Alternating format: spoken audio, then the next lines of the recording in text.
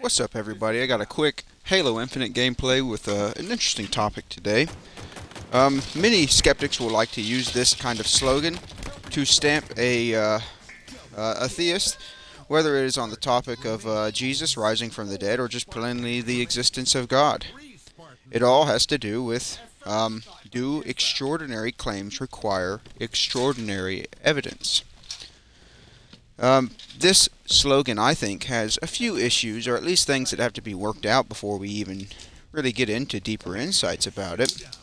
It has been popularized by Carl Sagan, and we even see our newer popularizers using it today, like Neil deGrasse Tyson. Christopher Hitchens was a huge proponent of this, and it just kind of extrapolates all the way through. So, on one hand, the skeptic is correct, but I think wrong on another. So I can try to break this down and explain it in a little more detail. For example, imagine I tell you that I have a pet cat. Well, most people will accept this claim as true because, well, lots of people have cats, and cats are great pets, and everybody has observed cats before. We've seen them and played with them, and all kinds of people have all kinds of different versions and forms of cats. So, somebody can believe I have a cat without seeing or ever touching my cat, all based on the details I just gave. However, imagine if someone were to tell you, if I were to tell you that instead of a cat, that I have an elephant in my backyard. Well, this is a very extraordinary claim. But I don't think we necessarily need extraordinary evidence. We just need regular evidence, any kind of evidence that makes it more probable that my claim is true or not. So, one line of evidence could be pictures of me and my elephant on Facebook. However, we could then ask, well, how do we know that these aren't photoshopped? You know, we could sit and ponder about those kinds of things. So, this wouldn't be enough evidence to conclude that it were true that I have a elephant in my backyard. So this isn't going to get us very far. But maybe another line of evidence could be 4 or 5 of my friends that are always trustworthy. They all have been to my house and also claim to have seen my elephant. And they too have pictures on their Facebooks of my elephant. And we're getting a little warmer, but still not anything conclusive enough. Someone may say that, you know, it's more probable, it's possible that you may at this point, but it's still not enough evidence for someone to go out and say, yes, I believe in your specific elephant in your backyard.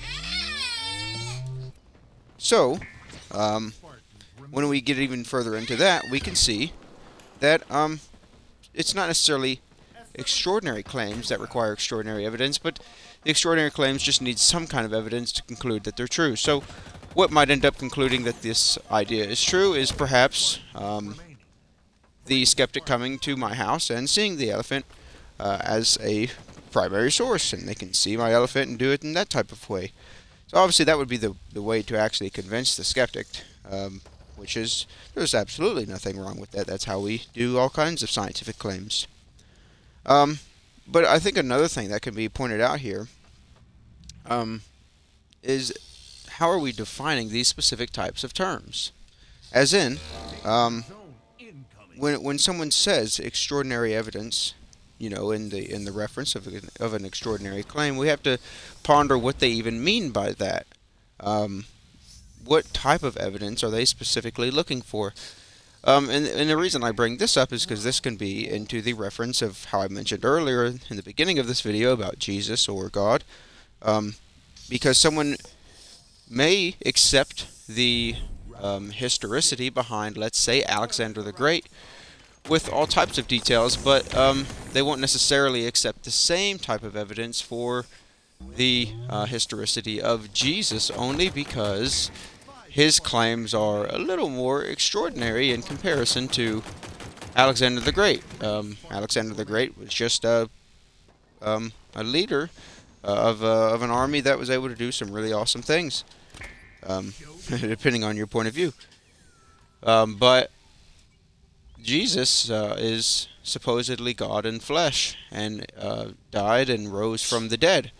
So these are the kind of things that that his claim is a tad bit different, obviously, than um, Alexander the Great or anybody else in history of that sort. Even though we have many people that claim to be a god or or goddesses and stuff like that, we can still believe in their stories without necessarily believing in their miraculous claims. And you see a lot of atheists take the same route with Jesus. They accept the historicity of Jesus into the insights that he existed, and he claimed some pretty wild things, but they won't necessarily accept the truth of him actually raising from the dead. Which, on one hand, again, like we were saying, we can understand that and see where they were coming from. But again, I think it all comes down to how do we define these terms? Because if we define the term in a specific type of way, um, we can help them to better get what kind of evidence that they're looking for. And it just depends on the skeptic and the person that is specifically looking for this kind of thing.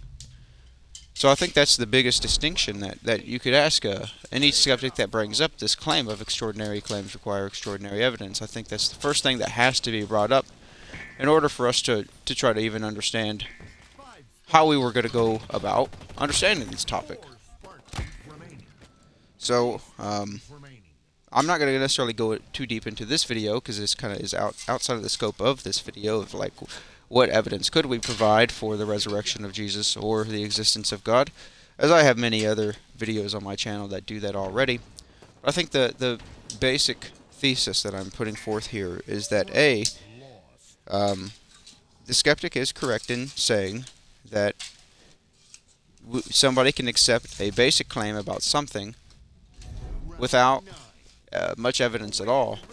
But then if you were to provide a different type of claim with some type of miraculous insight, you do need something a little more than just, the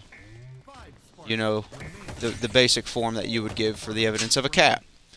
And we can understand that, and we follow that logic, and I think everybody can at least somehow agree with that.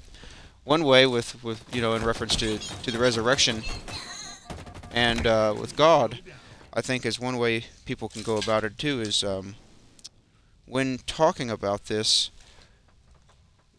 maybe the way that people could go about with the resurrection would be like, well, instead of trying to provide all of this other interesting things, which I think are also great, there's many arguments that people put forth, but maybe all we have to do with the extraordinary evidence is show that A, Jesus was alive, B, Jesus died, and then C, that he was alive again. So let me know what you guys think down below. Like and subscribe for more content like this.